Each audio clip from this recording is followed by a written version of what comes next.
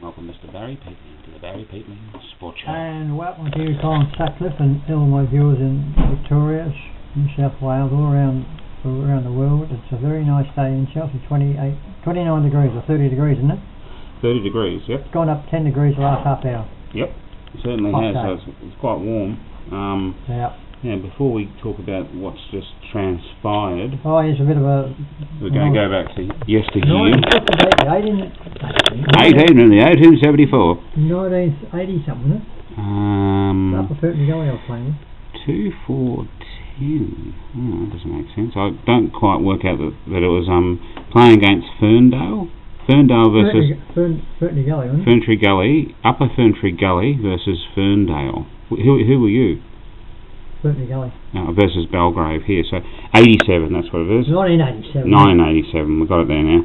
I was living in Richmond then, would you think? I think because my mate next door was captain of the footy side. Now, this particular innings, you got a few... 60, something? No, well, we're just looking at your bowling figures. Oh, bowling. You got 6 for 20 and 8 overs. Yeah, that's fair enough. And then when you're batting, there we go here, you got a number of 4s and 6s. Okay, 5 6s. 62 caught. I think there's 5 6s there, Colin. 5 6s. Yep, 1, 2, 3, 4, 5. Total of 117, you got 62. Yeah, and it's sort of, I got some, like a little bit of an award there, man of the match. So I'll just read there. It says man of the match, 1 on innings. Yeah, that's all right. Barry Peatman, man of the match, 6 for 20 and 62 runs. Not a bad effort. There I thought, I say so myself. Yeah, it was. That was 1987. That was a good year for me. I had 1 year then. I won the bowling and battery averages that year. Yeah. Yeah. Well done. So coming near the end of your cricketing career or your football and sporting career? I was playing in the 90s. Okay. Local Richmond side. Local comp. Yeah. The twilight. Twilight, yeah. Yeah, the twilight of the career.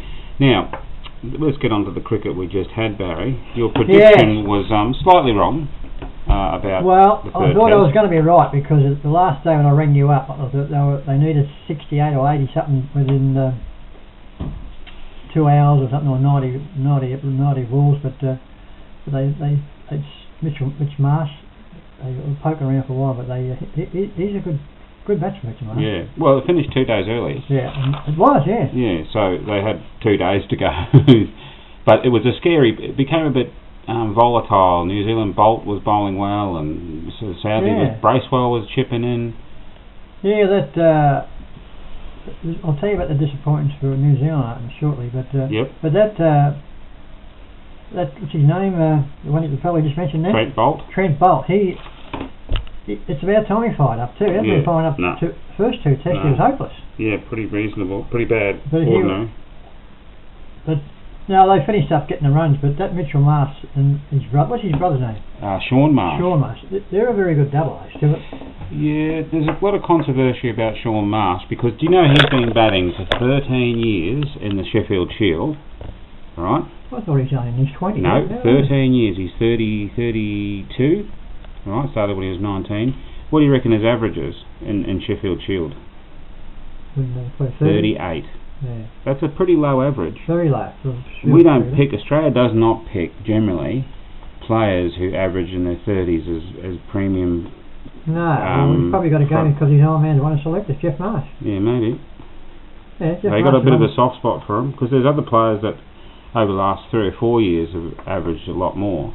In their 40s and in their 50s. Yeah. But Mitch Marsh, he's a real dasher too. He makes some big runs last year. Mitch Marsh, yeah, he's pretty good. Left-hander. He is younger. He's 10 years younger, so he's got a lot more life in him. There's only 2 brothers, isn't there? Only the 2 brothers, yeah. It's not bad. They both played Test cricket. Yep. And they practically saved the game yesterday. They did. They won the game yesterday. Yeah. They stuck around long enough. Got it down. But they were fiddling around when I rang you up. When you start fiddling around, you go out. Yeah, they look at average. But they started to have a go. So what did you think of the series? Well, I thought it was pretty good. There was a lot of wickets, a lot of runs. I mean, the first test, second test, double Western Australia, yeah. When Warner and Taylor both made 200, that was very entertaining. Yeah, it got a bit because it was going to be a draw, and it got a little bit boring because I like to see a lot more action, wickets, runs, the whole works. Well, you can't have both, but if you want to see two fellas make, as I said 3 weeks ago, not very often you see two batsmen make 200 in each inning, separate innings, and that's what happened. That's why it was dragged out and was a draw. So you know that New Zealand and Australia will be playing 2 more tests? It was. They will be.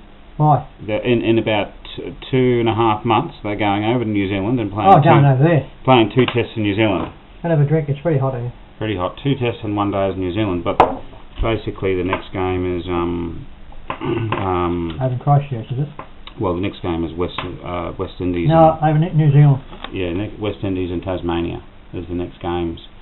So who was the standout of the Trans-Tasman Test? Well, you can't go past Mr. D. Warner because he's he didn't have a very good test good game the last test, but the first 2 tests he just controls the game. Yeah, he averaged the highest. What did he average? About 90?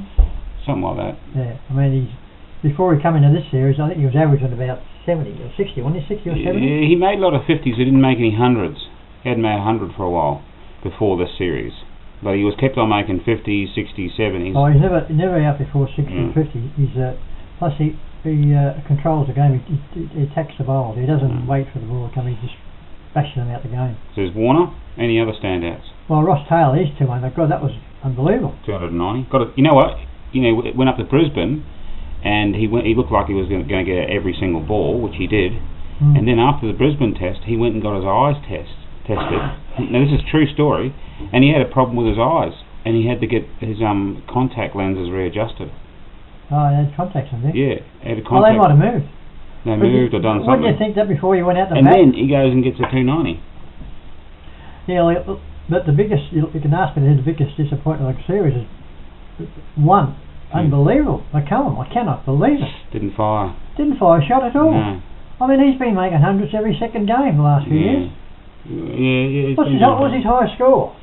302. No, here, this series. Oh, not high. Maybe, yeah. Never looked like making hundreds. Disappointment, yeah. Well, he's been making hundreds all the time. I'll tell you who's going to be the next captain of New Zealand. Williamson, for sure. I'm just going to mention him. He didn't fire at the last test, but look, I watched him. He's in the Stephen Smith class. Yeah. He controls the bowlers. Classy. He does. He intimidates the bowlers. Actually, I've noticed Steve Smith. He looks weirder and weirder when he bats. He does. Look, his batting style and his batting technique. He wouldn't teach it to a black fella, but he gets away with it. Lifts his bat up. He does these. He's got this fidget. He goes. And then he does these exaggerated shots after the ball's gone past him. Oh, the practice shots, yeah. But he gets away with it. I mean, I've never seen a batsman with such a unique, not bigger, let me phrase something, his style of batting looks so stupid. It's very different, isn't it? Barry, who do you give for your man of the series? Well, it wasn't too hard to pick, but I thought that David Warner overall, I mean, he made 400 runs for the series, didn't he? Yeah. His 200, that was a dynamic 200 he made that second test. Very classy. I mean, Taylor, he only made the 1 inning. That was a brilliant inning. Yeah. But more consistently batting, David Warner's going to get it. Yeah, it was very good. How many times has he won a man of the series? He won a few times, hasn't he? Yeah, he's done pretty well. Because he's just a very attacking batsman. He's good to watch. Yeah. That's what people go and watch. People we would like to do. A bit like Gilchrist, he was. Yeah. Yeah, everybody. They got no fear. They just go out and say, "I'm going to make runs." If he goes out, he goes out. If he's going to, most of the time he goes out, he's either caught in the boundary. Yeah. No, he's well deserved. I see the paper giving him too. Yeah. So that's it for the New Zealand series. Not this week, but next week, Australia are playing the West Indies. Very weak side. Where's the first test at? That down in Tasmania. Very, very weak side. Have they had a test match before? Don't think so. Tasmania, yeah. Have they? A number of them, yeah. Blundstone Arena. Yep. Have they? Yep. They generally get the extra one if there's an extra one. But yeah, they're playing down. What ground are they on? The main one, Hobart, Bell Reeve. It's a small ground, isn't it? No, normal size. Is it? But West Indies will will lose, but we'll have more of that next week. We'll talk about the predictions and I think this will smarten them up, Australia. It just sort of going, it's been going with the flow after the last test, but I think Liam will get stuck into it and say, right, we've got to get fair dinkum all the time, none of this mucking around, poking around. And how's West Indies been going? Bad.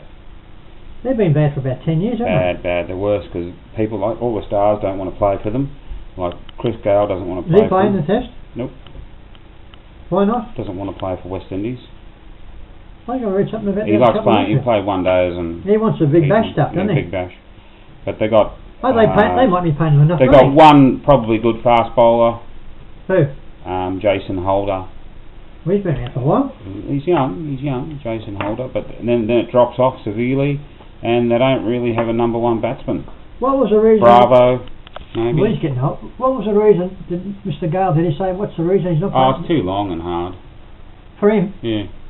And he plays with a hopeless team. They lose all the time. I reckon it might be the money. Possibly money. Because he'd be on $1 million. Oh, for the big bash. Every week. Yeah. $1 million for season. Yeah. Oh well, so it might be a bit of a whitewash, you reckon? So it'd be how many? 3 tests? 3 tests. All the big premium spots, all apart from Tasmania, Melbourne and Sydney. Boxing Day, yeah. So when there's who's we're playing after that? West Indies, and there's one day as India. One day. India, West Indies, and Australia. One day. Yeah. Well, that should be so we'll keep the viewers in touch with all the goings-ons. Yeah, we will, because they're interesting one day. Yeah. Now, any news on Chelsea recruits, Barry? Well, I was talking to Ryan Stewart, as a matter of fact, up at Woolworths yesterday afternoon. Mm-hmm. He's not looking. He looks as though he's be lucky to play this year again. He's got his leg all taped up. Mm. I was asking him about the recruits. I said, "What about Mr. James Brain?" I said, "What's he look like?" He said, "I haven't seen him." The Brain. It's a new star recruit. Ovens and I said, "Well, what? Haven't you seen him?" "No, I haven't been down because he hasn't been training much because he's got his leg all taped up." I don't think he'll be playing this year. But no, there's no more news. And we want to see some news. It's pretty early days still. Well, Snake, I got a message. You get a message on your email for training? Yeah. That's old news. That was 11th of November. It's a bit weird. Technical people, get your act together. Colin Caffin, what's going on? Yeah, get your act together. We got that email a couple of weeks, 3 weeks ago. I was wondering what it was. Yeah, it was a bit bizarre. So what's the date of the day? It's about the 30th. Yeah. Training starts on the 20th. Yeah, wake up. Wake up down there. Wake up. Our message to you. In January. Our message to the IT team down at Chelsea. Wake up. Yeah, well, what's the date? It's 28th today. 30th. Well, they probably won't be training now until after Christmas now, will they? Probably. November. Yeah, they probably Oh no, they probably go to couple of times. A couple of weeks in December, and then. I was talking to a Bomb Beach fellow, and he said that they're training now. They're running up and down Oliver's Hill. So did 11 k's up and down Oliver's Hill a few times. I guess you get run over. That's Oliver's Hill. Yep.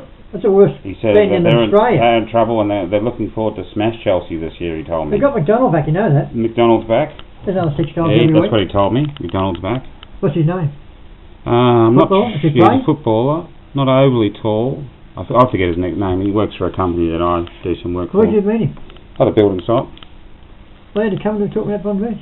Well, I know he works for. We were talking about footy one day, and he says he plays for Bomb Beach. He plays. Yeah. Wow. A builder for Ocean Blue.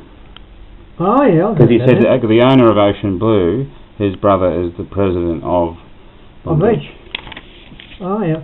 Well, they were worse than us last year. Were they on the bottom? No, they were all right last year. They didn't win too many games. They were better than us. But anyway, we'll move on from that because we'll give you more updates as it progresses. Cheerios, Barry. Cheerios, yeah. Got some sad news from the Philippines. I met this fella 3 years ago, Uncle Joe Van. Uncle Joe Van? Yeah, what happened? Not my uncle, but his Annie's uncle.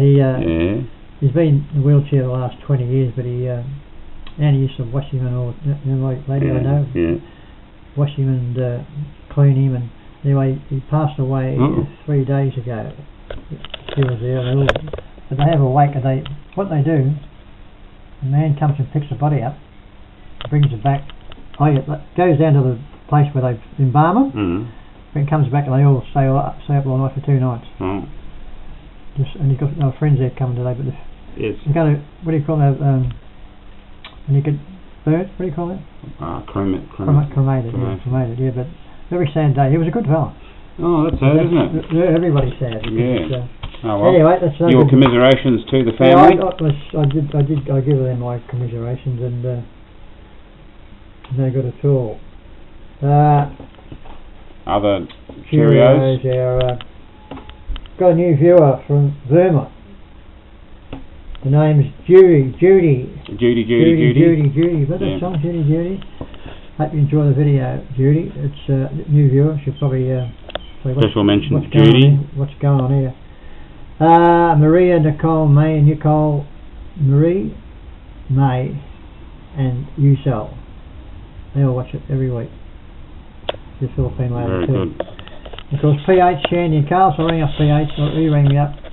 He's getting ready to go away on the 12th of December to 12th was never. Canada. Going to Canada. Yeah, he wants to go for the snow. Yeah, go on the snow. For 3 or 4 weeks ago, and we've got a lot of preparation to do. Get all the things organised. So you should have a good trip there, PH, I tell you. Is it still snowing over this time of year? Canada? Cold? Is it their winter? It's their winter in December. Be prepared, PH. You're going to go and watch some. Have a look at the mountains, Rocky Mountains. Yeah, a bit rocky. Should be. They're pretty rocky. Should be good holiday, shouldn't it? Yeah. I wouldn't mind going. I don't mind a bit of cold weather. You? No. Fresh air. Yeah, a bit of fresh air, a bit of cold weather. So enjoy that trip. Lovely and crisp. Oh, I'll be talking to you next week because you're not going away till the 12th. Very good. What's the day today? 30th. Yeah, it's Monday. Just that day. We might get one in before. So that's all we got for today. We'll keep you in touch with all the cricket that's coming up the next few weeks, and might be some decent entertainment, bit of action, because we got some one-day cricket bashes, Chris Gale and David Warner, and the other fella, Glenn Maxwell. Yep. With things to come. Some entertainment's going to be very good entertainment for the next 2 weeks. So that's enough we got for today. That's goodbye from me. Goodbye from me, and goodbye from everybody. Say bye-bye.